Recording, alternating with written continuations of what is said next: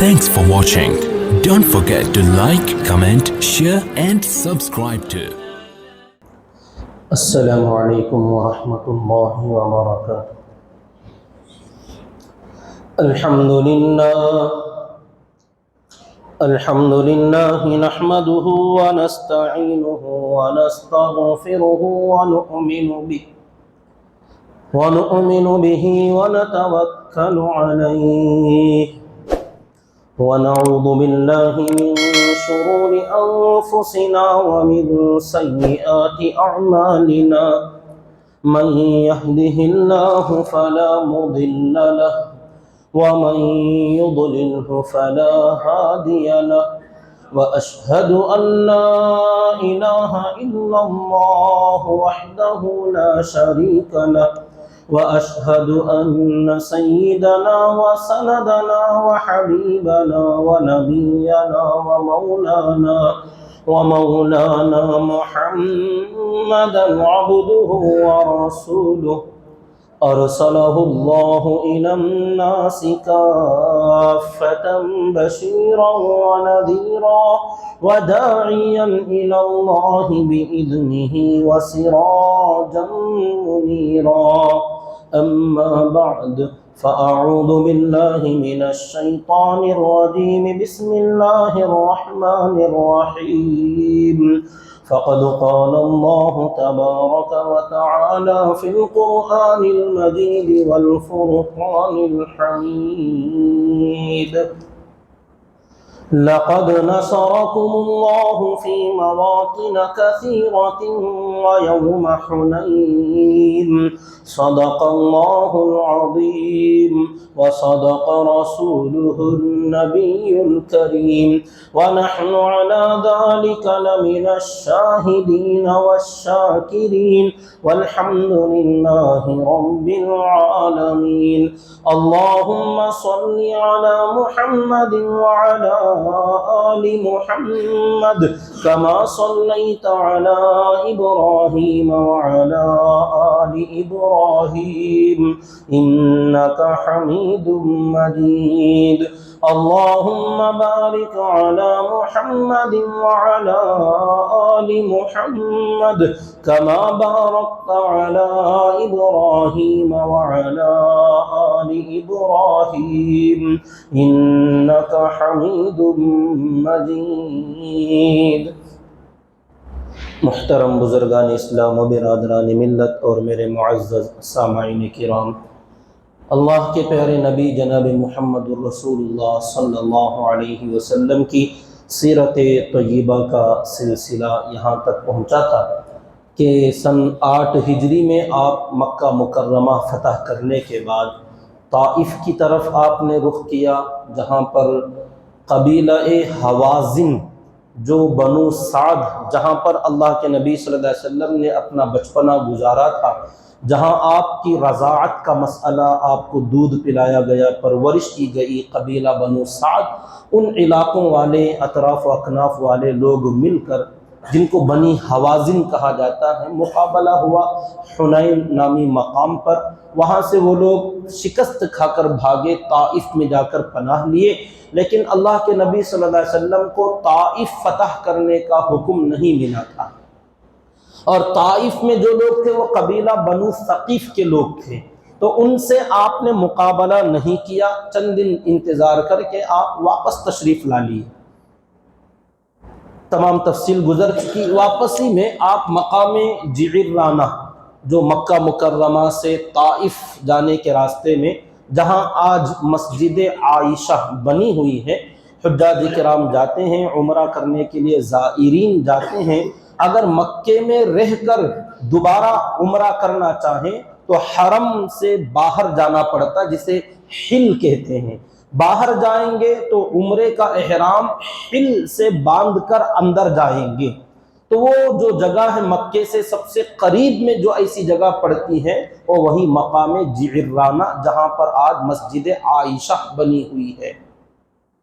تو وہاں پر تمام مال غنیمت جس کو اکٹھا کر کے رکھا گیا تھا، جس کی تفصیل پہلے بھی کئی مرتبہ بتلا چکا کہ 6000 قیدی غلام مرد، عورتیں، بچے وغیرہ سب ملا کر 6000 قیدی تھے، 24,000 اونٹ تھے، 40,000 بکریاں تھیں، 4,000 اوقیہ چاندی تھی۔ یہ سب سے بڑا مال غنیمت تھا۔ ابھی تقسیم نہیں کیا گیا تھا، وہاں ایک ذمہ داری دے کر آپ تشریف لے گئے تھے طائف کی طرف۔ جب وہاں سے واپسی ہوئی تو یہاں آ کر قیام ہوا، تمام صحابہ کرام کا اور تمام ساتھیوں کا انتظار تھا، بلکہ مطالبہ تھا کہ اب مال غنیمت تقسیم کر دیا جائے، کیونکہ جنگ ختم ہونے کے بعد جو مال آتا ہے یہ اللہ تعالیٰ کی طرف سے اس امت کے لیے اللہ نے اجازت دی ہے کہ مجاہدین میں اس مال کو تقسیم کیا جائے، اور اس کا لینا استعمال کرنا جائز ہے۔ اس امت کے اندر اللہ نے خصوصی طور پر یہ انعام عطا فرمایا۔ ہر جنگ میں مال غنیمت تقسیم ہوتا تھا، اس جنگ میں آپ نے شروع میں تقسیم نہیں کیا، سفر آگے کا تھا اس لیے خاموش ہو گئے، واپسی ہوئی تب بھی آپ تقسیم نہیں فرمانے، وہیں پر انتظار کر رہے ہیں۔ تو صحابہ کرام کی طرف سے مطالبہ ہونے لگا، تقریباً 10 سے 15 دن تک آپ نے تقسیم نہیں فرمایا۔ کیوں؟ آپ کو انتظار تھا اس بات کا کہ وہ لوگ جو طائف میں قبیلہ حوازن کے لوگ جو چھپے ہوئے ہیں، ہو سکتا آج نہیں تو کل وہ لوگ توبہ کرتے ہوئے آ جائیں گے، معافی مانگ لیں گے، اسلام میں داخل ہو جائیں گے، تو یہ ان کا مال اتنا بڑا جو پوری زندگی کا جمع پونجی لے کر آئے ہوئے ہیں، جو انہوں نے اکٹھا کیا تھا اس میدان میں، اتنا سارا مال ان کو واپس دے دیا جائے، اور خاص کر ان کی بیوی، بچے، جو غلام باندیاں، قیدی جو یہاں ہیں، ان کو ان کے حوالے کر دیا جائے۔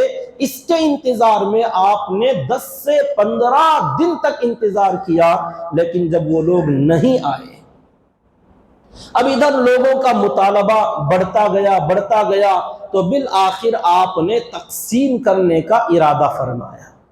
تقسیم کا طریقہ میں نے گزشتہ جمعہ بتلایا تھا کہ جتنا بھی مال غنیمت جنگ میں آئے گا، اللہ کا حکم ہے وَاعْلَمُوا أَنَّمَا غَنِمْتُم مِّن شَيْءٍ فَأَنَّ لِلَّهِ خُمُسَهُ وَلِلرَّسُولِ وَلِذِي الْقُرْبَى وَالْيَتَامَى وَالْمَسَاكِينِ وَابْنِ السَّبِيلِ، کہ مال غنیمت کا 5 حصوں میں سے ایک حصہ نکال کر الگ کیا جائے گا، اور وہ اللہ اور اللہ کے رسول کے حوالے ہوگا۔ اللہ کے نبی صلی اللہ علیہ وسلم اس میں حیث متفق حیث ما یشاء، جہاں آپ چاہیں گے، جیسے آپ چاہیں گے، وہاں آپ اس میں سے جس کو جتنا دینا چاہیں وہ آپ کی مرضی ہوگی۔ آپ اپنی ثوابدید پر، آپ اپنی جہاں آپ کو مناسب لگے وہاں خرچ کر سکتے ہیں، وہ آپ کی اختیار میں ہوگا۔ باقی جو 4 حصے مال غنیمت بچے گا، یہ تمام مجاہدین پر پیدل آدمی کے لیے 1 حصہ اور سوار آدمی کے 3 حصے، گھوڑے پر، اونٹ پر سوار ہو کر شہ سوار اگر مقابلہ کرے، گھوڑے کا حصہ ہے، اونٹ کا نہیں، تو اس کے 2 حصے الگ سے لگیں گے، تو کل 3 حصے ایک مجاہد جو شہ سوار ہوگا اس کے، اور جو پیدل ہوگا اس کے 1 حصہ تقسیم کیا جائے گا۔ تو آپ نے حضرت زید بن ثابت رضی اللہ تعالی عنہ کو اندازہ لگانے کا حکم دیا کہ حساب لگاؤ اور تمام مجاہدین کی گنتی کرو اور سب کے حصے میں کتنا آتا ہے یہ حساب کتاب کر کے بتاؤ۔ تو اندازہ لگایا گیا، 1 حصہ آپ کا خمس جو 5واں حصہ تھا الگ کر لیا، باقی جو مال غنیمت بچا، ایک مجاہد کے حصے میں 4 اونٹ اور 40 بکریاں آئیں، اور جو شہ سوار تھے ان کو 2 حصے زیادہ، گھوڑے والے کے لیے 2 حصے زیادہ تھے، تو مطلب ایک شہ سوار آدمی مجاہد کا حصہ 12 اونٹ، 120 بکریاں، جو گھوڑے پر سوار ہو کر لڑے ان کے لیے 12 اونٹ اور 120 بکریاں ان کے حصے میں آئیں، جو پیدل تھے 4 اونٹ اور 40 بکریاں ان کے حصے میں آئیں۔ اب جو 5واں حصہ خمس جو نکال لیا گیا تھا، وہ خالصتاً اللہ کے نبی صلی اللہ علیہ وسلم کا حق تھا، آپ جسے چاہے دے سکتے تھے، مرضی تھی آپ کی۔ اتنا بڑا مجمع آپ کے سامنے، 10,000 وہ مدینے سے آئے ہوئے انصار اور مہاجرین ہیں، 2,000 نئے مکے میں مسلمان جو ہوئے ہیں وہ نو مسلم لوگ ہیں، اور بہت سارے مؤلفۃ القلوب جو کہ یا تو کفر کی حالت میں آپ کے ساتھ شامل ہیں جیسے حضرت صفوان ابن امیہ، یا ایمان میں داخل ہوئے ہیں مگر آدھے ادھر آدھے ادھر، ابھی پکے نہیں بنے ہیں۔ تو ایسے جو مؤلفۃ القلوب ہیں، آپ اگر چاہیں تو انصار صحابہ کو دیں، آپ چاہیں تو مہاجر صحابہ کو دیں، آپ چاہیں تو اپنے بیویوں کو دیں، آپ چاہیں تو بیت المال میں رکھ دیں، آپ چاہیں تو کفار اور مشرکین پر تقسیم کریں، آپ چاہیں تو نو مسلموں کو دیں، آپ اگر چاہیں تو مؤلفۃ القلوب کو دیں، یہ آپ کی مرضی تھی، اللہ نے آپ کو پوری اجازت دی ہے۔ اب آپ نے یہ چاہا اس وقت میں کہ اس وقت کا بڑا شدید فتنہ ہے، یہ نو مسلموں میں سے جو فتنہ پرداز لوگ ہیں، جن سے کسی قسم کا ڈر اور خدشہ ہو سکتا ہے کہ یہ آگے چل کر کوئی گڑبڑی کریں گے، ان کو ایمان میں مضبوط کرنے کے لیے آپ نے چاہا، اللہ نے اجازت دی ہے والمؤلفۃ القلوب، کہ جو لوگ نئے نئے دین میں داخل ہوئے ہیں یا داخل ہونا چاہتے ہیں لیکن انتظار میں ہیں، تو ایسے لوگوں کو اگر کچھ داد و دہش کیا جائے، ان کو احسان کیا جائے، کچھ انعام دیا جائے، تو ہو سکتا ہے وہ لوگ فوراً ادھر آ جائیں اور وہ پورے طریقے سے سچے ایمان والے بن سکتے ہیں۔ تو آپ نے ایسے لوگوں کو چنا اور ایک ایک کر کے آپ نے اپنی مرضی سے دینا شروع کیا۔ سب سے پہلے حضرت ابو سفیان بن حرب رضی اللہ تعالیٰ جو کہ قریش کے سردار تھے، آپ نے بلایا، 100 اونٹ دیے، 40 اوقیہ چاندی، جیسے کہ گزشتہ جمعہ تفصیل سے بتایا۔ انہوں نے اپنے بیٹے یزید کو آگے کیا اور اپنے دوسرے بیٹے حضرت امیر معاویہ رضی اللہ تعالیٰ کو آگے کیا، تو آپ نے ان کو بھی 100 اونٹ 40 اوقیہ چاندی دی۔ حضرت حکیم بن حزام کو بلایا، ان کو 100 اونٹ 40 اوقیہ چاندی دی۔ پھر انہوں نے اور مانگا تو اور 100 اونٹ، اور مانگا اور 100 اونٹ۔ پھر آپ نے نصیحت کی، جو کہ تفصیل بات گزشتہ جمعہ گزر چکی، انہوں نے 200 اونٹ واپس کر دیے، 100 لے لیے۔ پھر آپ نے اقرع بن حابس کو 100 دیا، اور عیینہ ابن حسن الفزاری کو آپ نے 100 اونٹ دیے۔ ایسے بہت سارے لوگوں کو، کسی کو 300، کسی کو 200، کسی کو 100۔ حضرت صفوان جو کہ کفر کی حالت میں تھے، ایک وادی بھر کر بکریاں تھیں، آپ نے وہ ساری وادی ان کے حوالے کیا کہ ساری بکریاں تمہاری۔ یہ انعام و اکرام کا جو سلسلہ آپ نے جاری کیا، اتنا مشہور ہوا اطراف و اکناف کے قبیلوں میں کہ بدو لوگ، دیہاتی لوگ دوڑ دوڑ کر آئے لینے کے لیے کہ یہاں تو یوں بٹ رہا ہے، اور وہ سب آ کر ٹوٹ پڑے اور کہنے لگے اے نبی اللہ ہمیں دیجئے، ہمیں دیجئے۔ اب یہ دھکا مکی ایسے ہونے لگی کہ وہ لوگ ہمارے نبی صلی اللہ علیہ وسلم کو ڈھکیلتے ہوئے لے جانے لگے۔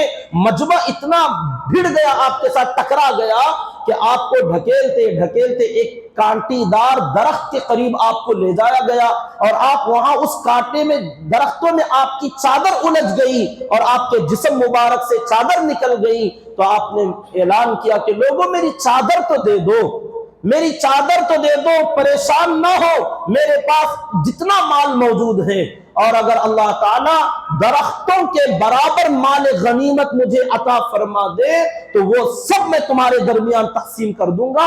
مجھے نہ مال کی حرص ہے، نہ طمع ہے، نہ لالچ ہے، میں بخیل بھی نہیں ہوں کہ دینے میں کوئی کمزوری کا اظہار کروں۔ آپ اپنی اونٹنی کے پاس تشریف لائے اور اس کے کوہان پر سے چند بال آپ نے نکالے اور فرمایا اتنے بال کی مقدار مال بھی میں اپنے پاس رکھنا پسند نہیں کرتا۔ اور تقسیم کرنے سے پہلے آپ نے صحابہ میں اعلان کرایا، تقسیم سے پہلے، کہ جو جو لوگ اس مال غنیمت میں سے کچھ بھی لے لیے ہوں تو امانتاً وہ لوگ اپنا وہ مال واپس لوٹا دیں، کیونکہ مال غنیمت میں سے بغیر اجازت کے لے لینا خیانت ہے۔ بعض صحابہ نے، جیسے حضرت عقیل بن ابی طالب رضی اللہ تعالیٰ عنہ، ان کے بارے میں آتا ہے کہ انہوں نے ایک سوئی مال غنیمت میں سے لے لی تھی اور اپنی بیوی کو جا کر دیا تھا۔ بیوی نے پوچھا آپ بھی تو جنگ میں شامل تھے، آپ کو کیا ملا؟ کہا بس یہ سوئی ایک لے کر آیا ہوں، اس سے اپنے کپڑے سلتی رہنا۔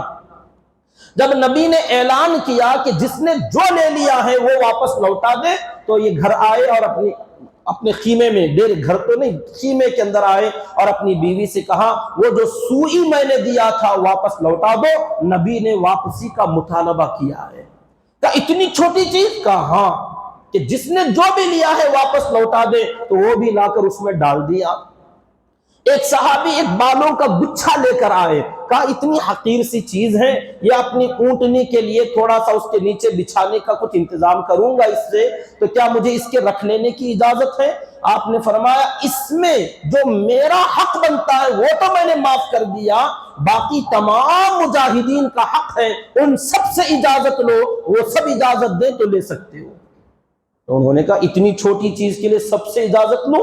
ہاں، تو انہوں نے وہ بھی ڈال دیا۔ تو اتنی احتیاط کے ساتھ آپ نے مال غنیمت کو رکھا اور برابر جو حصہ بنتا تھا وہ تقسیم کیا۔ اب جو مال غنیمت میں جو 5واں حصہ آپ کا تھا، وہ آپ نے اپنی مرضی سے جیسے چاہا ویسے آپ نے تقسیم کیا۔ ایک آدمی تھا عباس ابن مرداس، جس کے بارے میں گزشتہ جمعہ میں نے بتایا کہ آپ نے اسے 40 اونٹ دیے، آپ نے کسی کو 50 بھی دیے، کسی کو 10 بھی دیے، آپ کی مرضی کے مطابق۔ تو اس کو جب 40 اونٹ آپ نے دیے تو وہ لے گیا اور جاتے ہوئے قصیدہ اس نے پڑھا، اور اس کے اندر یہ کہا کہ نبی نے تو مجھے اقرا اور عیینہ سے بھی کم تر سمجھا، حالانکہ میں ان دونوں سے کوئی کم نہیں ہوں، میرا حق مجھے پورا نہیں دیا گیا۔ گویا کہ نبی کی شان کے خلاف کچھ جملے عباس ابن مرداس نے کہا، تو یہ بات آپ تک پہنچائی گئی۔ آپ نے صحابہ سے فرمایا کوئی میری طرف سے جائے اور اس عباس بن مرداس کی زبان میری طرف سے کاٹ دے، تو لوگوں نے یہ بات اس تک پہنچائی تو وہ ڈر گیا کہ میری زبان کاٹنے کا حکم دیا گیا۔ بعض صحابہ نے بھی یہی سمجھا، مگر حضرت ابوبکر صدیق رضی اللہ تعالیٰ عنہ اور بعض صحابہ وہاں گئے اور اس عباس بن مرداس کو لے کر آئے اور مال غنیمت کے پاس کھڑا کیا اور کہا کہ دیکھ یہ اونٹ ہے، اس میں سے جتنے پر تو راضی ہوگا وہ لے لے۔ تو اس نے 60 اونٹ اور مزید لیے، اور اس کے بعد لوگوں کو پتا چلا اچھا زبان کاٹنے کا مطلب یہ تھا کہ اس کا منہ بند کرا دو، کوئی آدمی میری طرف سے جتنے پر راضی ہوگا اتنا دلوا دو، اور اس کی زبان ایسے بند کرو جیسے کاٹ دینے سے زبان بند ہو جاتی ہے۔ تو یہ مطلب تھا آپ کا۔ حضرات صحابہ نے اس کو سمجھا اور ان کو بھی 100 اونٹ دیے گئے۔ تو اس طریقے سے آپ نے جہاں جتنا مناسب سمجھا ایسے لوگوں کو دینا شروع کیا۔ تو کچھ لوگوں نے، یہاں دیندار لوگوں کا ایک بڑا مسئلہ آتا ہے، بہت اہم مسئلہ، کچھ لوگ جو آپ کے ساتھ میں ہیں ایسی غلط سلط باتیں کرنا شروع ہو گئے، غلط جملے۔ بخاری شریف اور مسلم شریف کے اندر یہ روایتیں موجود ہیں کہ کچھ لوگوں نے تو کہا کہ نبی جی کا آج کا یہ تقسیم کرنا اللہ کے حکم سے نہیں ہے، یہ تقسیم ہماری سمجھ میں نہیں آ رہی۔ کسی نے کہا یہ انصاف نہیں ہے، یہ کیا طریقہ ہو، کسی کو 100 دے رہے ہیں، ایک گھر کو 300 دے رہے ہیں، کسی کو 40 دے رہے ہیں، کسی کو 10 دے رہے ہیں، کسی کو پوری وادی کی بکریاں دے رہے ہیں۔ یہ اللہ کے حکم سے، اللہ کی مرضی سے نہیں ہے، آپ کی منمانی۔ نعوذ باللہ من ذالک۔ انہی میں سے بعض لوگ ہوتے ہیں سر پھرے، دماغ میں فتور ہوتا ہے، دماغوں کے اندر خلل اور خرابی ہوتی ہے، دین کا نشہ چڑھ جاتا ہے بعض لوگوں پر، تقوی کا ان کے اوپر ہیضہ ہو جاتا ہے۔ ایسے لوگ بعض مرتبہ ایسے مواقع پر بہت بڑھ چڑھ کر بول جاتے ہیں، اللہ ان کی حفاظت فرمائے۔ ایک آدمی تھا، بخاری شریف کی روایت میں ہے، ذوالخویصرہ تیمی کے نام سے، یہ اللہ کے نبی صلی اللہ علیہ وسلم کے قریب میں ہی کھڑا تھا۔ اس نے جب دیکھا کہ آپ اس کو یہ دے رہے ہیں، اس کو وہ دے رہے ہیں، تو اس نے کہا نبی جی آج آپ جو کچھ کر رہے ہیں میں دیکھ رہا ہوں۔ اچھا تم دیکھ رہے ہو، کیسے لگا میرا یہ تقسیم کرنا، تمہیں کیسے لگا؟ میں نے کہا پسند نہیں آیا، آپ کی یہ تقسیم ہمیں اچھی نہیں لگی۔ اور اس نے ساتھ میں کہا نبی جی اعدل، انصاف کیجئے، عدل کے ساتھ تقسیم کیجئے۔ جیسا کہ میں نے گزشتہ جمعہ کہا تھا، بعض لوگوں نے یہ سمجھا کہ برابر تقسیم کرنے کا نام عدل اور انصاف ہے، حالانکہ اللہ اور اللہ کے نبی نے جس کو جو دیا، جیسا دیا، جتنا دیا، اس کا نام عدل ہے، اس کا نام انصاف ہے، چاہے کسی کو کم ملا ہو، کسی کو زیادہ ملا ہو، مناسب ملا، جس کو جتنا دیا گیا مناسب دیا گیا، بہتر انداز میں دیا گیا، وہ اللہ بہتر جانتا، اللہ کے نبی صلی اللہ علیہ وسلم بہتر جانتے ہیں۔ ہماری سوچ کے مطابق سب کو برابر دینا یہ عدل، یہ انصاف نہیں ہے۔ تو جیسا کہ اس کے دماغ میں یہ بات آئی تو اس نے کہا نبی عدل کیجئے، انصاف کیجئے۔ تو اللہ کے نبی صلی اللہ علیہ وسلم کا چہرہ غصے سے لال ہو گیا، سرخ، ایسا لگتا تھا آپ کے چہرے مبارک پر انار کے دانے نچوڑ دیے گئے ہوں۔ آپ ایک دم لال ہو گئے، سرخ ہو گئے، اور غصے میں آپ نے فرمایا شقیت ان لم اعدل۔ یہ جملہ دو طریقے سے پڑھ سکتے ہیں، شقیت ان لم اعدل، شقیت ان لم اعدل۔ شقیتا کا مطلب ہے تو بڑا بدبخت ہوا اگر میں نے انصاف نہیں کیا۔ میں آج اگر انصاف نہیں کر رہا ہوں جیسا کہ تم سمجھ رہے ہو، اسی لیے کہہ رہے ہو کہ انصاف کیجئے۔ آپ نے فرمایا ان لم اعدل، اگر میں انصاف نہ کروں تو بڑا بدبخت ہوا۔ کیا مطلب؟ میں انصاف نہیں کیا تو بدبخت، کیسا مطلب ہوا؟ یہ سمجھنے کی ضرورت ہے کہ دیکھو تم نے مجھے ابھی کہا نبی جی، تم مجھے کہتے ہو اللہ کا نبی، اللہ کا رسول، اللہ نے مجھے تمہارا بڑا بنایا، امام بنایا، مقتدا بنایا، امیر بنایا، پیشوا بنایا، تم سے زیادہ علم دیا، تم سے زیادہ سمجھ دیا۔ تم خود کہہ رہے ہو، تم نے میرا کلمہ پڑھا، تم میرے فالوور ہو، تم میرے متبع ہو، تم میرے مقتدی ہو، اور مقتدی ہو کر امام سے یہ کہنا اور تم میرے تابع ہو کر متبوع سے یہ کہنا کہ آپ انصاف نہیں کر رہے ہیں۔ اگر تمہارا امام خود ظالم ہوا، اگر تمہارا نبی اور رسول خود عدل و انصاف نہیں کیا، تو ایسے نبی کی اتباع کرنے والا تو بدبخت ہے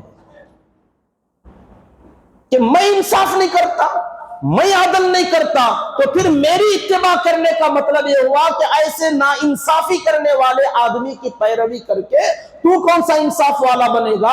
تو بڑا بدبخت ہو جائے گا کہ مجھ جیسے آدمی کی پیروی کر رہا ہے۔ دو باتیں، یا تو تم مجھے نبی، امام، عالم، مولانا، مقتدا، امام صاحب اگر کہہ رہے ہو تو پھر ہماری باتوں پر، ہمارے فیصلوں پر، ہماری تقسیم پر راضی رہو، کیونکہ تم نے ہمیں بڑا کہا، امام کہا، عالم دین سمجھا۔ جب سمجھا ہے تو ہماری عقل پر بھروسہ بھی تو کرو، ہمارے علم پر اطمینان تو رکھو۔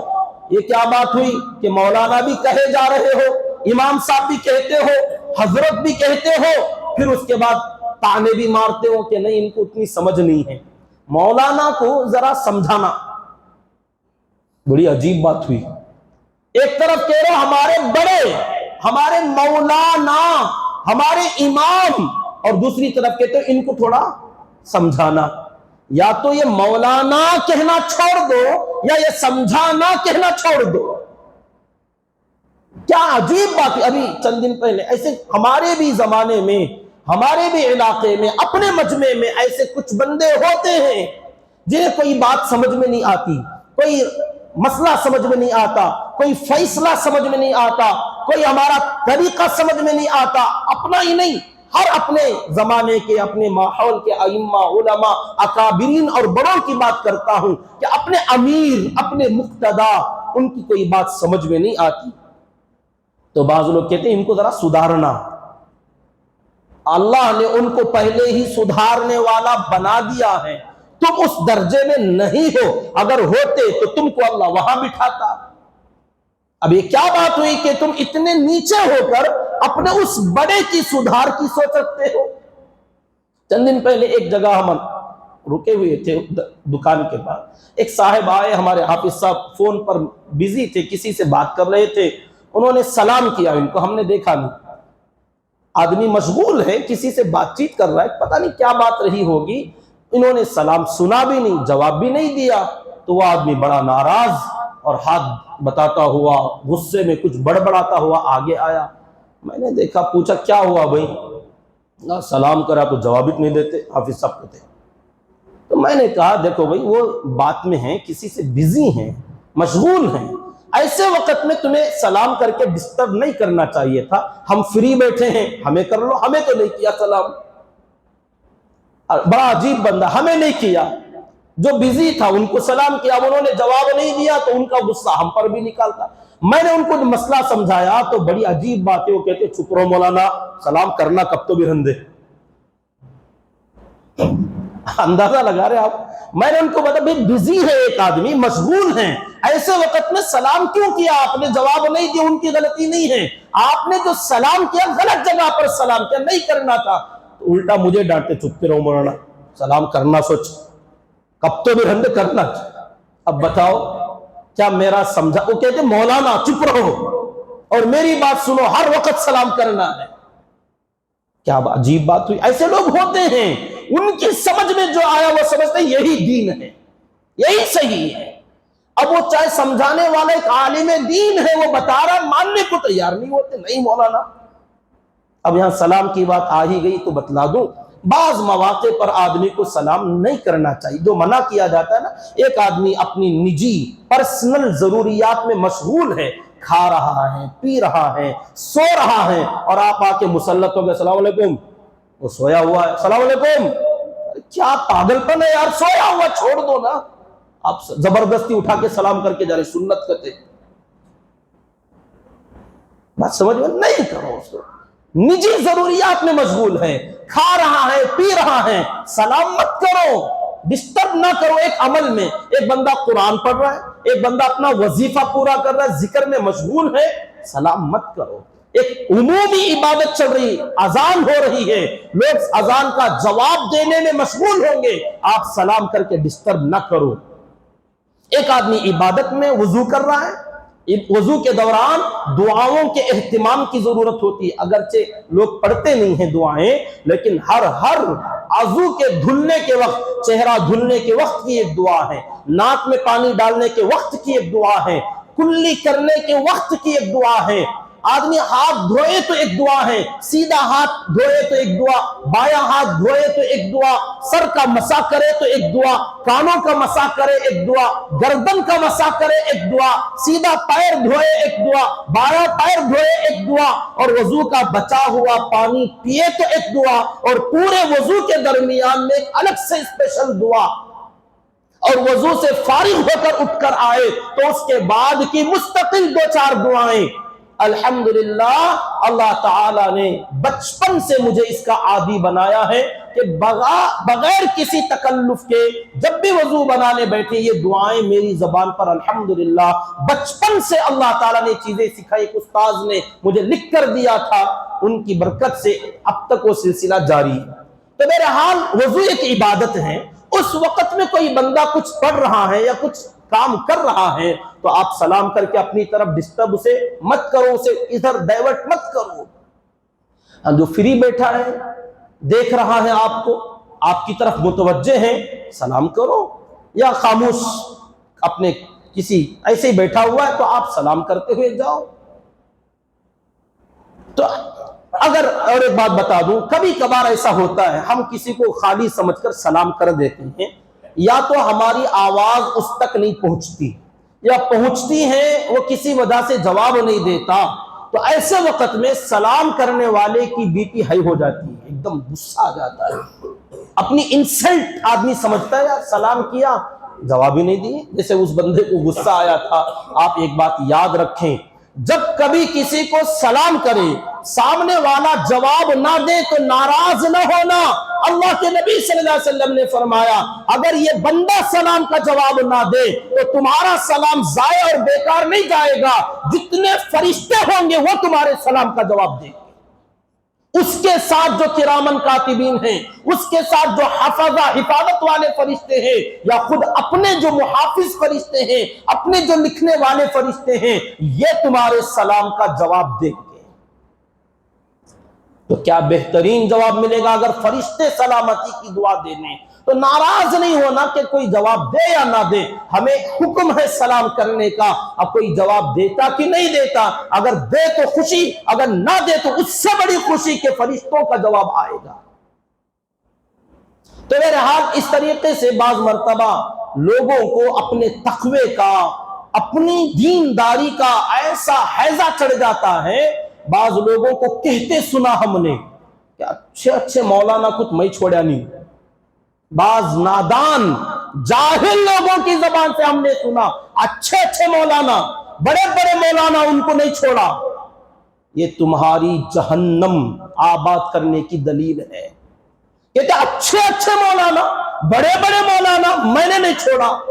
میں پوچھا، سوال کیا، پکڑ لیا، اچھا یا تو تم اچھے اچھے مولانا کہنا چھوڑ دو، وہ اچھے نہیں تھے شاید، تم خود مانتے بھی ہو کہ بڑے بڑے مولانا ہمارے حضرت ایسی شخصیات، اور ہم نے ان کو بھی چھوڑا نہیں۔ یا تو وہ بڑے نہیں تھے، یا نہیں تو حقیقت میں وہ بڑے ہیں، اچھے ہیں، مولانا ہیں، تو تم اس لائق نہیں تھے، تم نے اپنے پیروں پر کلہاڑی مار دیا۔ بعض لوگ جو یہ سوچتے نا کہ نبی کے زمانے میں ہوتے، ہم بھی پہلے زمانے میں ہوتے، ایسے لوگ جو اس زمانے میں اپنے علماء پر اعتراض کرتے ہیں، اپنے اماموں پر طعن و تشنیع کرتے ہیں، اگر یہ لوگ اس زمانے میں ہوتے، اپنے نبی کے زمانے میں ہوتے، تو خدا کی قسم یہ لوگ اپنے نبی پر بھی اعتراض کرتے۔ خدا کی قسم کھا کر کہتا ہوں، کیوں؟ کیونکہ معاصرت، کہ بھئی اللہ کے نبی صلی اللہ علیہ وسلم نے یہی تو فرمایا العلماء ورثۃ الانبیاء، کہ اس زمانے میں نبی نہیں آئیں گے، علماء نبی کے برابر ہے اس زمانے میں۔ تو اس زمانے میں تمہارے سامنے ایک عالم نبی کا درجہ رکھتا ہے، تو اس پر اعتراض تم آج کر رہے ہو، اس زمانے میں اگر تم ہوتے، صحابہ کا درجہ تمہارا ہوتا اور تم نبی پر اعتراض کرتے۔ ڈرنے کی ضرورت ہے۔ جیسے وہ ذو الخویسرہ آیا اور کہا اعدل، نبی جی انصاف سے کام لو، آپ کا یہ طریقہ اچھا نہیں لگا، تو آپ نے فرمایا شقیت ان لم اعدل، اگر میں نے انصاف نہیں کیا تو تو بڑا بدبخت نکلا، کیونکہ مجھ جیسے نبی کی اتباع تو کر رہا ہے جو نبی انصاف نہیں کر رہا ہے۔ یا نہیں، میں نبی صحیح ہوں تو پھر میری انصاف کو انصاف مان کہ میں غلط نہیں کر سکتا، میں ظلم نہیں کر سکتا۔ یہ کیا بات ہوئی کہ نبی بھی کہتے ہو اور انصاف بھی نہیں کر رہے کہتے ہو۔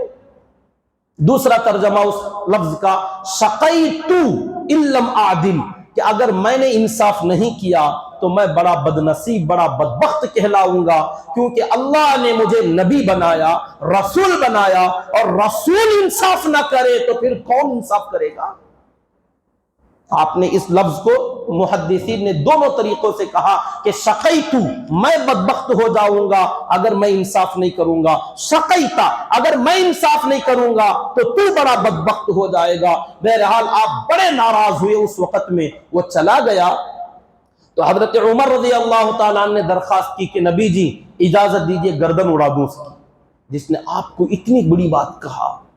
آپ نے فرمایا جانے دو، ان کو اجازت نہیں دی تو حضرت خالد بن ولید آئے، انہوں نے سوچا شاید ان کو منع کر دیا، اور کہا اللہ کے نبی جی آپ مجھے اجازت دیں، میں اس کمبخت کی گردن اڑا دوں۔ تو آپ نے فرمایا نہیں، اجازت نہیں دوں گا۔ آپ نے فرمایا ایسے لوگ بڑے خطرناک ہوتے ہیں، آپ نے فرمایا اسے بلاؤ، واپس لاؤ، اور فرمایا یہ اور اس جیسے لوگ، اس کی نسل میں ایسے لوگ پیدا ہوں گے جو دین میں بہت گہرائی میں جائیں گے۔ تھوڑا سمجھنے کی ضرورت ہے، دین میں بہت گہرائی کے اندر چلے جائیں گے، یہ اچھی صفت نہیں ہے۔ دیندار بننا اچھی چیز، دین میں گہرائی میں تقوی کا حیضہ چڑھ جائے گا کہ سنتوں کی پابندی، تقوی، طہارت، اور اس کا ایسا خمار چڑھے گا، غلو فی الدین پر آئیں گے کہ جس کو اس کے خلاف کرتا ہوا دیکھیں گے فوراً کفر کا، دشمن اسلام ہونے کا فتویٰ ٹھوکیں گے۔ نہیں، تقوی جو بولے وہی، اس کے خلاف ذرہ ہوا تو انہوں خراب، انہوں اچھے نہیں، ان کے بارے میں کوئی غلط فیصلہ، یعنی تقوی کا حیضہ اتنا چڑھ جائے گا۔ آپ نے فرمایا اس کو بلا کر لاؤ، یہ ایسے لوگ ہیں اور اس کی نسل میں ایسے لوگ پیدا ہوں گے جو دینداری میں گہرائی میں جائیں گے اور اندر تک جائیں گے. آپ نے مثال دے کر فرمایا ایسے اندر جائیں گے جیسے تیر کمان کے اندر تک گھس جاتا, جب کھینچا جائے نا اندر تک, پورے اتنی لمبی تیر ہے, جب اس کو کھینچا گیا تو صرف اس کی انی باقی باہر رہتی ہے, پورے طریقے سے اندر داخل ہو گیا. تو یہ لوگ بعض ایسے ہوتے ہیں جو دینداری میں پورے جڑ تک اندر تک داخل ہو جاتے ہیں, لیکن اچانک ایک ایسا وقت آتا ہے کہ وہ ایسے نکل جاتے ہیں جیسے تیر کمان سے اتنا دور چلا جاتا ہے پھر وہ کہیں نظر بھی نہیں آتا. غلو کرتے ہیں دین کے اندر, غلو. پھر آپ نے ان کی نشانیاں بتلائیں, ان کے بارے میں بتلا. ایسی ایک جماعت آئے گی جو دینداروں کے اندر ہوگی, جن پر دین کا نشہ ایسا چڑھ جائے گا کہ وہ دینداروں کو نہیں بخشیں گے, علماء کو نہیں بخشیں گے, قرآن پڑھنے والوں کو نہیں بخشیں گے. آپ نے جب یہ تمام چیزیں بتائیں تو صحابہ کرام کو تعجب ہوا اور پوچھا نشانیاں بتائیے, اور آپ سے سوال کیا کیا وہ لوگ کافر ہوں گے, وہ کافر ہوں گے؟ آپ نے فرمایا نہیں, وہ کفر سے دوڑ کر ادھر آئے ہوں گے, کفر سے بہت دور, کافر نہیں. پھر پوچھا تو کیا وہ لوگ منافق ہوں گے؟ کہا نہیں, منافق تو اللہ کا ذکر بہت کم کرتے. اللہ نے قرآن میں فرمایا لا یذکرون اللہ الا قلیلا, منافق لوگ اللہ کا ذکر زیادہ نہیں کرتے. یہ وہ جماعت ہوگی جو کثرت سے اللہ کا ذکر کرے گی, خوب قرآن پڑھے گی. آپ نے فرمایا کچھ لوگ قرآن خوب پڑھیں گے لیکن قرآن ان کے حلق سے نیچے نہیں جائے گا, دل پر اثر نہیں کرے گا, قرآن کا لطف نہیں پائیں گے, قرآن کا مزہ نہیں پائیں گے, قرآن کا حقیقی جو اللہ تعالیٰ نے جو اس کا اجر رکھا ہے اور اصل جو اس کا اثر رکھا ہے وہ اثر ان کے دلوں پر نہیں ہوگا. وہ صرف ظاہری الفاظ پڑھیں گے, اس کا معنی مطلب خوب نکالیں گے اور اس پر زبردستی لوگوں کو عمل کرانے کی کوشش کریں گے اور خود بھی اس کی پابندی کرنے کی کوشش کریں گے. ذکر بھی خوب, عبادت بھی خوب اور قرآن کی تلاوت بھی خوب کریں گے, کافر نہیں, منافق نہیں.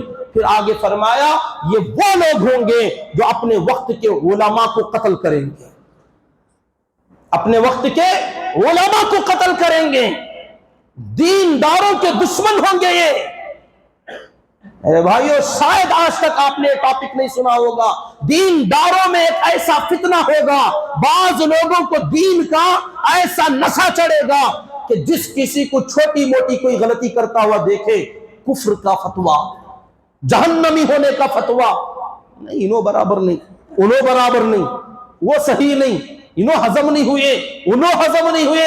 ارے بندے یہ تمام چیزیں تو اپنے اوپر لگا اور دوسروں کے لیے دل کشادہ کر, شاید اس کی کوئی نیکی ایسی ہوگی جو مجھ سے اچھی ہوگی.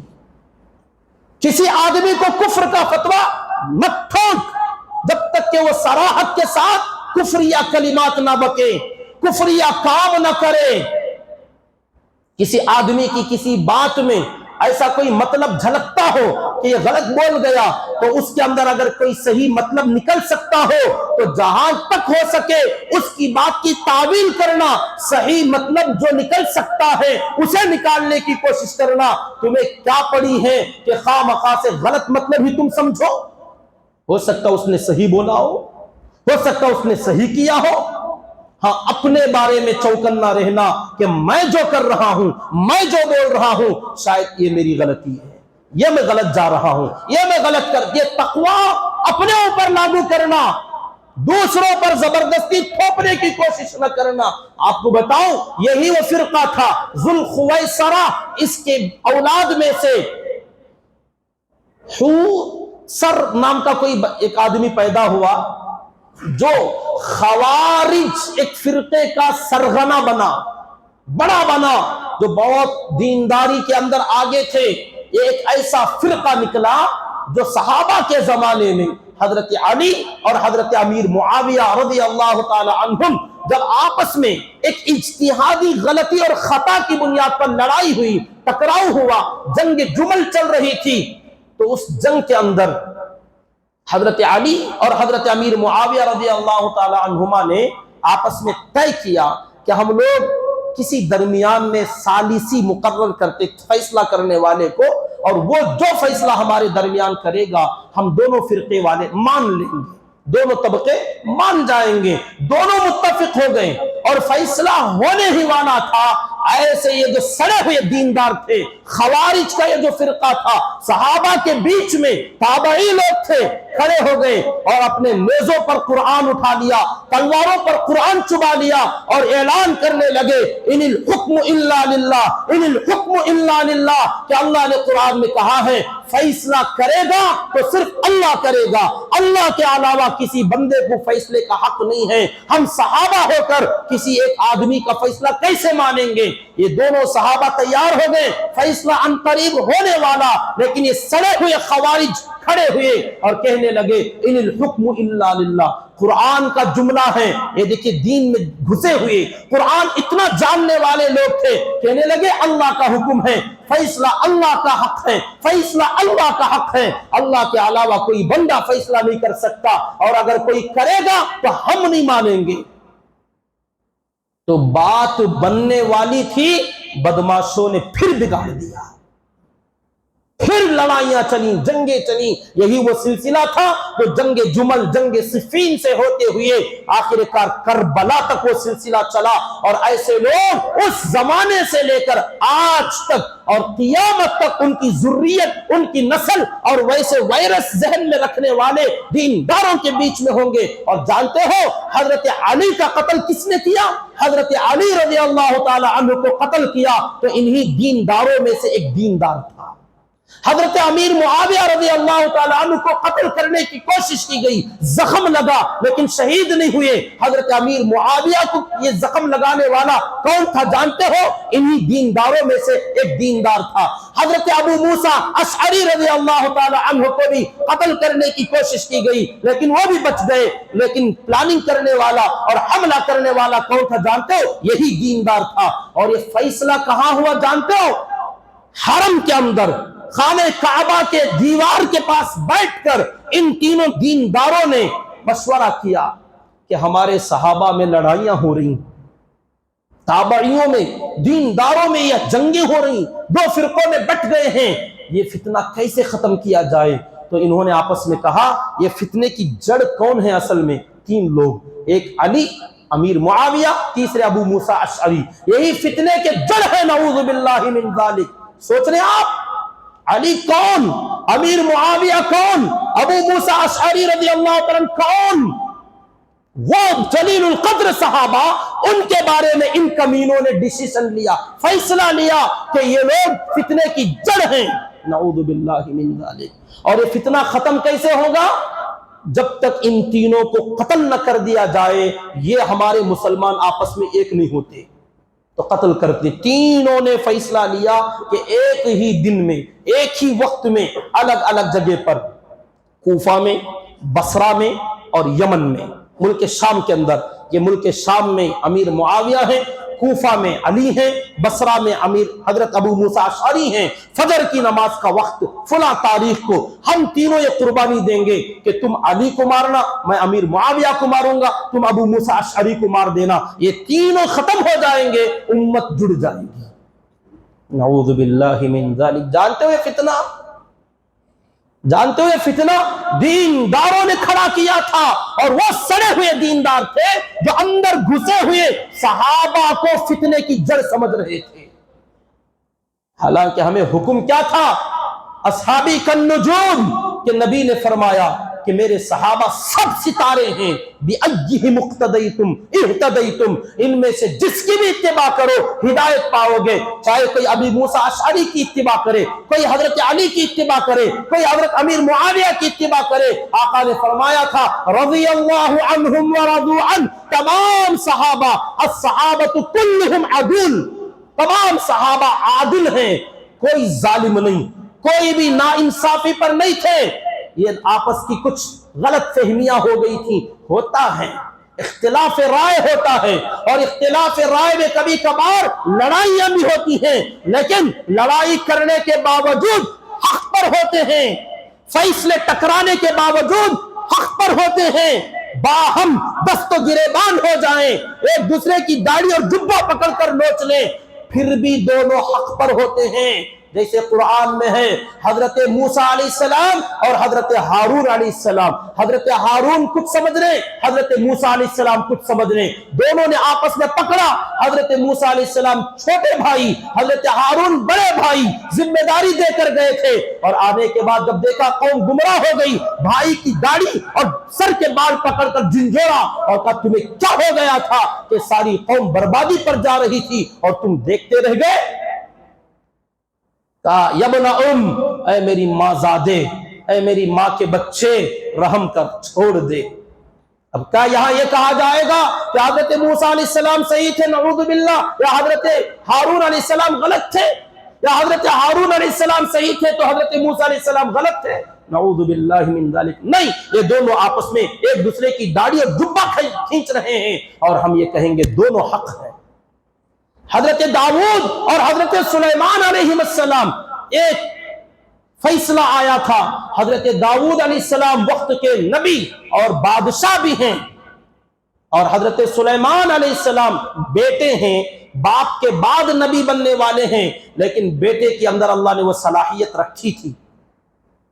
ایک فیصلہ آیا، ایک کھیت والا بندہ جس نے فصل اگائی تھی، اناج پیک فصل آ چکی تھی، کٹنے کے قریب تھی، ایک مویشی والا، جانور چرانے والا جنگل میں جانور لے کر آیا، اور وہ تھوڑی دیر سستانے کے لیے درخت کے نیچے لیٹ گیا تو اس کے جانور کھیت میں آ گئے اور ساری فصل کھا گئے۔ اب اس بندے نے دیکھا کہ میری تو فصل اجڑ گئی، وہ آیا شام میں تو سارے جانور کھا رہے، تو اس نے سارے جانوروں کو پکڑ لیا اور کہا میری فصل برباد ہو گئی، اب جانور میرے۔ اس نے کہا یہ تو میری گزر بسر کا ذریعہ ہے، یہ چلے جائیں تو میں اور میری بیوی بچے کیا کریں گے؟ فیصلہ آیا حضرت داؤد علیہ السلام کے پاس، تو حضرت داؤد علیہ السلام نے جب معاملے کو دیکھا تو کہا بھی تیری فصل کی پیداوار کی قیمت کیا ہے؟ اندازہ لگایا گیا تو تقریباً اتنی ہی قیمت بنتی تھی جتنے اس کے جانور تھے۔ یہ ساری فصل اس بیچارے کی برباد ہو گئی، اور اس کی قیمت اگر اسے بیچا جاتا تو اتنے جانور آتے تو تیرے یہ جانور یہ لے لے گا اور تجھے کچھ نہیں مل سکتا، کیونکہ تیرے جانوروں نے نقصان کیا، تجھے دیکھ بھالی کرنی تھی۔ اب وہ جانور والا بندہ روتا ہوا، افسوس کرتا ہوا کہ میں اور میرے بیوی بچے کیا کھائیں گے، کیا پیئیں گے، ہم تو راستے پر آ جائیں گے، ہماری زندگی برباد ہو جائے گی۔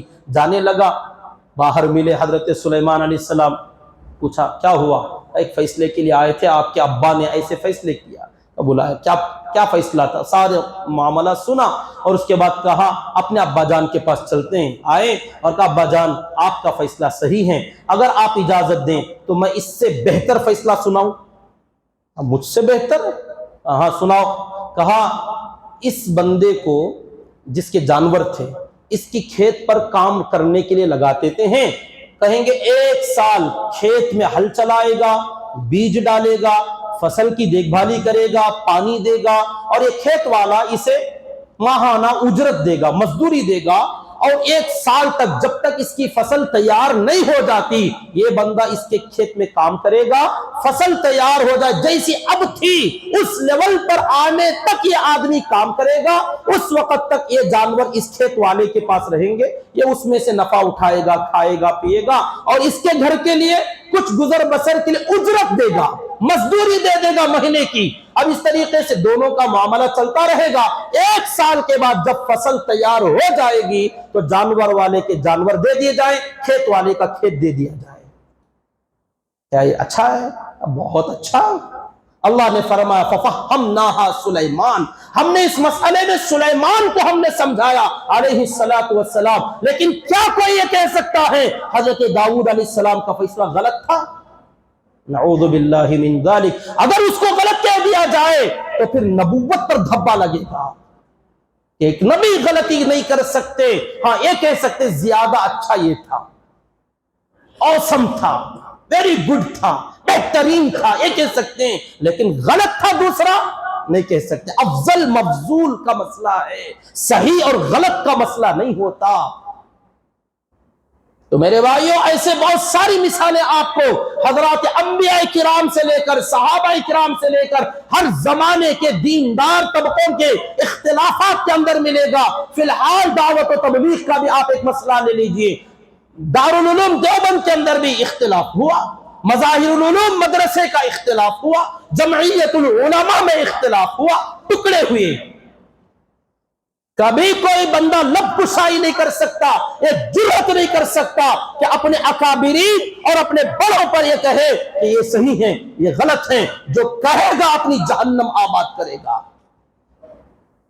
اللہ کے نبی صلی اللہ علیہ وسلم نے پہلے ہی کہا تھا ذوالخویسرہ اسے بلا کر لاؤ، اسے بلاؤ، اسے سمجھانے کی ضرورت ہے، کیونکہ اس کی ذریت میں ایسے دیندار پیدا ہوں گے جو قرآن پڑھیں گے مگر قرآن ان کے حلقوم سے نیچے دل تک نہیں جائے گا، قرآن کا اثر دل میں نہیں ہوگا، ہاں علم بہت ہوگا، بہت سمجھیں گے، گہرائی میں جائیں گے، لیکن سارا علم حلق تک سیمت رہے گا، محدود رہے گا۔ ذکر بہت کریں گے، عبادتیں خوب پہنیں گے، تقوی و طہارت ان کے چہروں سے ٹپک رہی ہوگی، لیکن یہی وہ لوگ ہوں گے جو اپنے علماء کو قتل کریں گے، یہی وہ لوگ ہوں گے جو دینداروں کے دشمن ہوں گے اور عام مسلمانوں کے دشمن ہوں گے۔ میرے بھائیوں، ہر بندے سے متنفر ہونے کی، ہر دیندار کے بارے میں یہ فیصلہ لگانے کی پھر آپ کو ضرورت نہیں ہے۔ ہر بندہ یہ سمجھے کہ کہیں اس بیماری میں میں تو ملوث نہیں، کہیں یہ صفت میرے اندر تو نہیں ہے۔ تو اس کا ایک طریقہ یہی ہے کہ ہر بندہ اپنے بارے میں ڈرتا رہے کہ شاید میں منافق ہوں، شاید میرے اندر خرابی ہے، اور اپنے ہر بھائی کے بارے میں یہ سوچے شاید یہ مجھ سے اچھا ہے، شاید کیا یقیناً یہ آگے والا مجھ سے اچھا ہے۔ یہ مزاج حضرات صحابہ کا تھا۔ حضرت حنظلہ رضی اللہ تعالیٰ عنہ، نافق حنظلہ، منافق ہو گیا، میں منافق ہو گیا۔ حضرت ابو بکر صدیق رضی اللہ تعالیٰ مل رہے، پوچھا کیا ہو گیا، اللہ رحم کرے، کہا نافق حنظلہ، کیا بات ہوئی، کہا یہ حال ہے، تو فوراً کہنے لگے تب تو میرا بھی یہی حال ہے، ابو بکر بھی منافق ہو گیا، پھر تو چلو چلتے نبی سے پوچھتے ہیں۔ یہ اپنے بارے میں ڈر، دوسروں کے بارے میں جب تک وضاحت کے ساتھ اللہ اور اللہ کے نبی کی طرف سے اشارہ نہ مل جائے کوئی لب کشائی نہیں، کوئی فیصلہ نہیں۔ تو میرے بھائیوں، آج کا یہ بڑا اہم مسئلہ، اللہ کے نبی صلی اللہ علیہ وسلم حوازن کا مال غنیمت تقسیم فرما رہے ہیں، تو ذوالخویسرہ نام کا آدمی آتا اور کہتا ہے اعدل یا نبی اللہ، اللہ کے نبی انصاف سے کام لیجئے، آپ انصاف نہیں کر رہے، آپ غصے میں لال ہو جاتے ہیں اور فرماتے ہیں شقیت ان لم اعدل، اگر میں نے انصاف نہیں کیا تو بڑا بدبخت نکلا کہ مجھے نبی بھی کہتا ہے اور ساتھ میں انصاف نہیں کرنے والا بھی کہتا ہے، یا تو نبی کہنا چھوڑ یا میرے انصاف کو ظلم بتانا چھوڑ۔ میرے حال میرے دوستوں اور بزرگوں، ایسے بہت سارے اور بھی منافقین کے کمنٹس ہمارے نبی کے فیصلے پر ہونے لگے۔ آخر میں ایک بات بتاؤں، بعض مرتبہ اپنوں کی طرف سے بھی کبھی کبھار ایسی باتیں آ جاتی ہیں۔ دیکھیے اب یہاں بڑا نازک موڑ آ گیا، ٹوسٹ آ گیا اس کے اندر۔ کیا ہے ٹوسٹ؟ موڑ یہ ہے، اپنے ایک طرف ہیں یہ منافق یا یہ خوارج یا سڑے ہوئے دیندار جن کے اندر تقوی کا نشہ چڑھ جاتا ہے، اپنے آپ کو بہت بڑا سمجھنے لگتے ہیں، تو وہ اپنے سے بڑوں پر بھی اعتراض سے باز نہیں آتے، نبی پر بھی اعتراض کر ڈالتے ہیں، ان کو اتنی جرأت پیدا ہو جاتی ہے، وہ الگ مسئلہ۔ بعض جو اپنے ہوتے ہیں نا، صحیح دیندار ہوتے ہیں، کبھی کبھار یہ دل ہے جو پھسل جاتا ہے اور کچھ اونچ نیچ کی باتیں ہو جاتی ہیں۔ اس پورے معاملے میں جب نبی نے حضرت ابو سفیان کو دیا، یزید بن ابو سفیان کو دیا، امیر معاویہ بن ابی سفیان کو دیا، حکیم بن حزام کو دیا، اقرا بن حابس کو دیا، عباس بن مرداس کو دیا، عیینہ ابن حسن الفزاری کو دیا، یہ سب وہ لوگ تھے جو قریشی ہیں، مکے کے رہنے والے ہیں۔ تو یہ جو صحابہ مدینے کے تھے نا، انصار صحابہ، ان کو یہ چیزیں دیکھ دیکھ کر رہا نہیں گیا۔ بعض لوگوں نے کہہ دیا دیکھو بھئی نبی کا حال دیکھو، ابھی تھوڑی دیر پہلے جب طائف سے ہم مکے سے آ رہے تھے، حنین کی جنگ کے اندر، تھوڑا پیچھے جائیے، حنین میں جب آئے تو جیسے ہی حملہ ہوا تمام صحابہ تتر بتر ہو کر بھاگنے لگے، نبی اور کچھ صحابہ رکے ہوئے تھے۔ آپ نے حضرت عباس رضی اللہ عنہ سے، حضرت ابو سفیان بن حرث سے کہا بلاؤ صحابہ کو، تو سب سے پہلے جسے بلایا وہ تھا یا معشر الانصار، اے انصار کی جماعت واپس آؤ۔ تو یہ انصار کہنے لگے جنگ میں جب مصیبت ٹوٹ پڑی تو سب سے پہلے بلائے سو کسے؟ ہم نہ انصار کو بلائے۔ اب یہ مال تقسیم کا وقت آیا تو دیکھو ہمارے میں سے کسی کا نام آ رہا کیا؟ سب ادھر قریش اپنوں میں نبی جی دیکھو بھائی، بات سمجھ میں آ رہی؟ اپنے لوگ غیر اعتراض کریں تو کریں، اپنے کریں تو دل کو بڑی تکلیف ہوتی ہے۔ بعض انصار صحابہ کچھ نہیں، بہت سارے لوگوں کی زبان سے نکل گئے جملے، نبی اپنے خاندان کی فکر کر رہے ہیں، اپنے گھر کی فکر کر رہے ہیں، مکے والوں کو دے رہے ہیں، مصیبت کے وقت میں ہمیں ہونا، خوشی کے وقت میں انہوں ہونا۔ بعض لوگ کہتے ہیں دعوت کرے مولانا ہم نہ یادش کر لینی، کیا تو ضروری تکلیف ہوئی تو فوراً فون کرتی، کہیں جی تمہیں ہوتا اللہ کے نبی صلی اللہ علیہ وسلم تک۔ اب دیکھیے جب ایسا آپس میں اپنوں میں بات آ جائے نا، حل کرنے کا طریقہ ایک ہی ہے، فوراً دونوں کو ملا دو، جوڑو، بیٹھو، آپس میں بیٹھ کر اپنے ذہن میں جو ہے واضح کرو، اور جو یہاں فیصلہ لیا گیا کیوں لیا گیا، کیا اس کی وجہ ہے، اور تمہیں اس کی تسلی بخش جواب ملے گا۔ آپس میں مل بیٹھو، میاں بیوی میں بھی آپس میں نا اتفاقیاں ایسی آتی ہیں، سارا گھر کا کام میں کرنا، تحفہ دیکھے تو ان کے اماں کو لا کو دینی، بیوی اعتراض کرنے لگے۔ اب یہ اعتراضات آپ پکنے نہ دو، مل بیٹھو، بات چیت کرو اس مسئلے پر، اس ایشو کو اٹھاؤ اور اچھے انداز میں کہ دیکھو اصل مسئلہ یہ نہیں، ایسا ہے، میرا بجٹ کم تھا، یا فلاں مسئلہ تھا، فلاں بات ہو گئی تھی، فلاں طریقے سے کال آ گئی تھی میرے پاس، تو اس وجہ سے میں نے ایسے فیصلہ لیا۔ آپس میں مل بیٹھو گے، بڑے بڑے فتنوں کا خاتمہ ہو جائے گا۔ اور اگر تم چھوڑ دو گے، اچھا انہیں ویسا بولیا، اچھا انہیں یہ بولی، ٹھیک ہے دیکھ لے تم، بس ختم۔ اب آپ کبھی آپس میں جڑ نہیں سکو گے، یہ دراڑ مزید بڑھتی جائے گی۔ دراڑ کو پاٹو، اسے ملاؤ، طریقہ یہ کہ جس کا مسئلہ ہے یا تو اس کے پاس جاؤ یا اس کو اپنے پاس بلاؤ۔ زبردست صحابی ایک سردار تھے انصار کے، حضرت سعد بن عبادہ رضی اللہ تعالی عنہ۔ یہ سعد نام میں اللہ نے بڑا کام لیا ہے۔ حضرت سعد بن عبادہ ایک تھے، حضرت سعد بن معاذ ایک تھے، جن کا انتقال ہوا تو نبی نے فرمایا تھا ان کے انتقال پر اللہ کا عرش جھوم اٹھا۔ سعد بن معاذ تھے۔ یہ سعد بن عبادہ آئے اور کہا نبی جی انصار میں بدزنی آ گئی، بہت زیادہ غلط فہمیاں جنم لے رہی ہیں، آپ کے بارے میں کچھ ایسی باتیں چل رہی ہیں۔ نبی نے بڑا عجیب سوال کیا، سعد تمہارا کیا خیال ہے؟ کیونکہ تم بھی اسی جماعت سے آ رہے ہو، تمہارا کیا خیال؟ حضرت سعد بڑے صاف دل تھے رضی اللہ تعالیٰ عنہ، فوراً کہا میں بھی اپنی قوم کا ایک فرد ہی تو ہوں۔ کیا مطلب؟ جو بول رہے ہیں غلط تو نہیں ہے حضرت، میں بھی انہی کا آدمی ہوں، تو جو ان کی باتیں ہیں تقریباً ہمارا بھی خیال تو وہی ہے، لیکن بولے تو نہیں۔ اچھا، آپ نے فرمایا جاؤ تمام انصار سے کہو فلاں جگہ پر جمع ہو جائیں، کوئی دوسرا انصار کے علاوہ وہاں نہ آئے۔ سب کو جمع کیا، حضرت سعد بن عبادہ آئے اور کہا نبی جی سب جمع ہو گئے، آپ تشریف لائے۔ بعض قریشی لوگ آنا چاہے، حضرت ابوبکر و عمر آنا چاہے، صحابہ نے روک دیا کہ نبی نے کہا صرف انصار آئیں۔ آپ نے آتے ہی پوچھا، جب خصوصی جوڑ کیا جائے نا تو جس کا نام رکھا جائے وہی ہونا چاہیے، یاد رکھیے اس کو۔ جب کہا جاتا علماء کا جوڑ تو علماء میں غیر علماء کو شامل نہیں ہونا چاہیے، یا اس مجلس کی خیانت ہے، یا اس مجلس کا نام وہ دینا چھوڑ دو۔ جب کہا جائے پرانوں کا جوڑ تو پرانوں میں نیا نہ آئے، یا میں تو اس کو نام پرانوں کا نہ دیجئے، یا پھر اس کے اندر کسی نئے کو آنے مت دیجئے۔ کیوں؟ وہاں جو خصوصی باتیں ہوں گی وہ اس جگہ جو غیر متعلق بندہ آیا ہوگا وہ ہضم نہیں کر پائے گا۔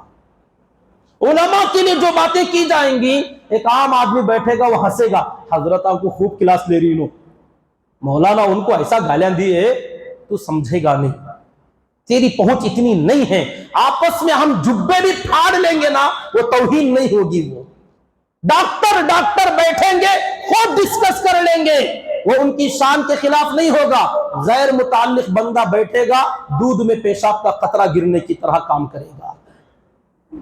بات سمجھنے کی، نبی جی تشریف لائے، آتے آپ نے پوچھا کوئی غیر انصاری تو نہیں ہے؟ کہا نہیں، ایک بھانجا ہے کسی کا جو انصار میں سے نہیں لیکن بھانجا ہے ایک انصاری کا۔ آپ نے فرمایا بھانجا وہ ماموں ہی کا حصہ ہوتا، اس کو رہنے دو۔ اس کے بعد آپ نے پوچھا کہ تمہاری طرف سے یہ باتیں مجھے پہنچی، کیا تم لوگوں نے یہ کہا کہ یہ جملے کہ جب مدد کی ضرورت پڑی ہمیں بلایا گیا؟ اور بعض نوجوانوں نے کہا تھا ابھی ابھی جو جنگ ہوئی ہماری تلواروں سے دشمنوں کا خون ابھی سوکھا بھی نہیں، ٹپک رہا ہے، اور یہ مال غنیمت ان کو دے رہے ہمیں نہیں، غنیمت جو حصہ تھا وہ مل گیا تھا، مزید ایکسٹرا انعام جو نبی جی دے رہے تھے وہ مانگ رہے تھے کہ ہم کو ملنا چاہیے۔ تو یہ باتیں تم نے کہیں تو بعض بڑوں نے کہا کہ ہمارے فقہاء، ہمارے سمجھدار لوگوں نے تو کچھ نہیں کہا، ہاں کچھ نوجوانوں کی زبانوں سے یہ باتیں نکلی ہیں۔ آپ نے فرمایا دیکھیے بعض مرتبہ کچھ احسانات کا تذکرہ کرنا احسان جتانا نہیں ہوتا، وقت ضرورت احسانات کو یاد دلانا پڑتا ہے۔ آپ نے فرمایا کیا تم بھول گئے انصار جس وقت تم گمراہ تھے میں آیا تو اللہ نے تمہیں ہدایت دی، بھول گئے؟ میرے آنے سے پہلے تم فرقوں میں بٹے ہوئے تھے، وَأَلَّفَ بَيْنَ قُلُوبِهِمْ، اللہ نے آج تم سب کو اوس اور خزرج کو ایک بنا دیا، تو میری وجہ سے ہوا تھا، اور تم کنگال تھے، غریب تھے، نادار تھے، میری وجہ سے اللہ نے فتوحات دی اور خیبر کا مال آیا، غنیمت کا مال آیا اور تم مالدار بن گئے۔ تو کیا یہ مال میری وجہ سے نہیں ملا؟ یہ ہدایت میری وجہ سے نہیں ملی؟ یہ آپس کا اتحاد میری وجہ سے نہیں ہوا؟ انصار صحابہ بے شک یا رسول اللہ، بے شک یا رسول اللہ، بالکل صحیح، بالکل صحیح۔ پھر آپ نے پوچھا میری باتوں کا جواب کیوں نہیں دیتے، بولو کچھ، خاموش۔ آپ نے فرمایا دیکھو ہو سکتا ہے تم میری بات کا جواب دو گے اور دے سکتے ہو، یوں بول سکتے ہو، اور اگر بولو گے تو غلط نہیں بولو گے، صحیح بولو گے۔ کیا؟ دیکھو تمہارے بھی احسانات ہیں، وہ یہ تم ایسے مجھے کہہ سکتے ہو کہ نبی جی جب سب لوگوں نے آپ کو دھتکار دیا تو ہم نے آپ کو قبول کیا، بول سکتے ہو۔ جب لوگوں نے مجھے ذلیل کیا تم نے اپنے یہاں بلا کر مجھے عزت دی، بول سکتے ہو۔ لوگوں نے مجھے ٹھکانہ نہیں دیا، طائف والوں کے پاس گیا، اطراف قبیلے والوں کے پاس گیا، حبشہ کی طرف ہجرت کرایا، لیکن کسی نے ٹھکانہ نہیں دیا، انصار تم نے ٹھکانہ دیا، بول سکتے ہو۔ یہ تمہارے میرے ساتھ معاملات ہیں۔ انصار کہنے لگے بے شک، مطلب برابر برابر، تمہارا بھی ہے میرا بھی معاملہ ہے۔ اب آپ سنو انصار، میں نے یہ جو مال انعام کا جس کو بھی دیا مجھے ان کے ایمان پر اطمینان نہیں تھا، ان کے ایمان پر مجھے بھروسہ نہیں تھا، میں نے جانور دے کر ان کے ایمان کا اطمینان حاصل کیا، اور انصار تم وہ ہو جن کے ایمان پر مجھے اطمینان ہے، تمہارے اوپر شک نہیں تھا اس لیے میں نے تمہیں نہیں دیا، ان پر شک تھا میں نے ان کے ایمان میں مضبوطی لانے کے لیے دیا تھا، تمہارے طرف سے کوئی بدگمانی نہیں تھی۔ اور سنو انصار، آقا نے فرمایا اللہ نے مجھے مکے والوں میں پیدا کیا، اگر یہ ہجرت کا سفر نہ ہوتا نا تو میں یقیناً انصار میں پیدا ہوتا۔ ہجرت کرنا تھا، ہجرت ایک بڑا کام ہے، ہجرت کرانے کے لیے اللہ نے مجھے یہاں پیدا کیا اور ہجرت کرا کے مدینہ لایا، اگر ہجرت کا سفر نہ ہوتا تو خدا کی قسم میں انصار میں پیدا ہوتا۔ اور آپ نے فرمایا انصار تمہارے ساتھ میرا تعلق کیا ہے جانتے ہو؟ اگر تمام لوگ مل کر کسی راستے میں جانے لگے، کسی شعب میں جائیں، کسی گھاٹی میں جائیں اور راستے الگ الگ ہوں، ہر قبیلہ الگ الگ راستے پر چلنے پڑے، آپ نے فرمایا خدا کی قسم میں اس راستے پر چلوں گا جس پر تم انصار جاؤ گے، میں تمہارے راستے پر آؤں گا جس راستے پر تم جاؤ گے۔ اور آپ نے فرمایا انصار تم میرا شعار ہو، باقی تمام لوگ میرا دثار ہیں۔ دثار، شعار ہو تم اور باقی سب دثار ہیں۔ شعار اور دثار، دثار مطلب یہ جو کوٹ اوپر پہنا گیا، باقی سب لوگ دثار ہیں، اور تم یہ جو جبے کے اندر کی جو بنیان ہے، میرے سینے سے لگا ہوا کپڑا، انصار تم وہ ہو، اور باقی سب یہ اوپر کی نشانی ہے۔ یعنی میرے سے تمہارا تعلق اتنا گہرا ہے کہ تم شعار کی طرح اندر والا کپڑا ہو، باقی تمام لوگ شان والے اوپر والے کپڑے جو نکال بھی دیے جا سکتے ہیں، لیکن اندر والا نکالا نہیں جا سکتا۔ اور آپ نے آخری بات یہ فرمائی، انصار ان باتوں کو سن کر رونا شروع ہو گئے، رونے لگے، ہچکیاں مارنے لگے۔ آقا نے فرمایا انصار خوش ہو جاؤ، بشارت سناتا ہوں، آج کے بعد یہ تمام لوگ یہاں سے اونٹ، بکریاں، جانور لے کر اپنے گھر جائیں گے، اور تم کیا خوش نصیب ہو مجھے لے کر مدینہ جانا، میں تمہارے ساتھ مدینہ آؤں گا، باقی سب لوگ جانور لے کر جائیں گے، تم اللہ کا رسول لے کر جاؤ گے، کیا اب بھی میرے فیصلے پر خوش نہیں ہو؟ صحابہ پھوٹ پھوٹ کر رونے لگے، داڑیاں تر ہو گئیں، کہا اللہ اور اللہ کے ہر فیصلے پر ہم راضی، ہر تقسیم پر راضی، آپ اور زیادہ دے دیجئے، اور دے دیجئے، کوئی غم نہیں، آپ ہمارے ساتھ آ جائیں، ہمارے لیے کافی ہے۔ میں نے کہا عدل، نبی کا ہر فیصلہ عدل پر مبنی ہوتا ہے، اللہ کا ہر فیصلہ انصاف پر مبنی ہوتا ہے۔ انصاف وہ نہیں جو بندے سوچے، انصاف وہ ہے جو اللہ اور اللہ کے رسول فیصلہ لے صلی اللہ علیہ وسلم۔ اس کے بعد آپ نے بڑی پیاری دعا دی، اے اللہ انصار پر رحم فرما، انصار کی اولاد پر رحم فرما، ان کی اولاد کی اولاد پر رحم فرما، اور آپ نے باقی امت کو ایک میسج دیا، پیغام دیا کہ قیامت تک آنے والے لوگوں انصار سے محبت کرنا، جو انصار سے محبت کرے گا وہ دلیل ہوگی مجھ سے محبت کی، اور جو انصار سے بغض کرے گا وہ دلیل ہوگی مجھ سے بغض رکھنے کی۔ آپ کی قبر مبارک مدینے میں بنی، آپ کا حشر ہوگا انصار کے ساتھ ہوگا، اگرچہ کہ آپ مہاجرین میں سے ہیں، لیکن آپ کی قبر مبارک آج بھی روضۃ من ریاض الجنہ کے اندر ہے۔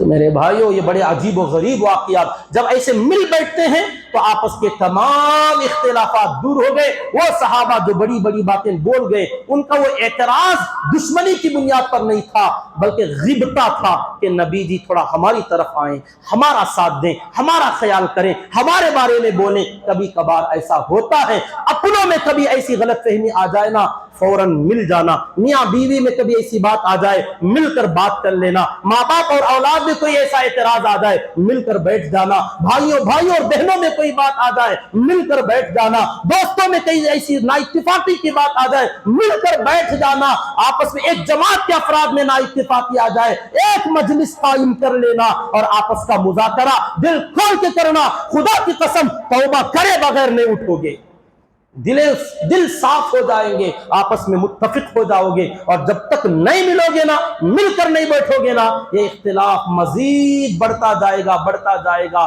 کبھی ملنے کی نوبت ہی نہیں آتی۔ آخر کار طلاق، خلاف، فرقے، جماعتیں، پارٹیاں، دشمنیاں، لڑائیاں، جھگڑے، فلاں چیزیں جنم لیتی ہیں۔ اللہ میری آپ کی پوری امت کی حفاظت فرمائے۔ آج کا جو بڑا اہم سبق تھا سیرت نبوی کے اندر، اللہ تعالی ہم تمام کو ایک دوسرے کا ممد و معاون بن کر زندگی گزارنے کی توفیق عطا فرمائے۔ کسی پر اپنے بڑوں کے بارے میں خاص کر کسی قسم کا اعتراض، کسی کی شان میں کوئی گستاخی والا جملہ، کوئی ادا ایسی کرنے سے اللہ ہم سب کی حفاظت فرمائے۔ آمین۔ وآخر دعوانا ان الحمدللہ رب العالمین۔ آپ حضرات سے گزارش ہے جاتے ہوئے مسجد کے اخراجات کے لیے خوب دل کھول کر تعاون کرتے ہوئے جائیں، جو حضرات سنت نہیں پڑھیں وہ سنت پڑھ لیجیے۔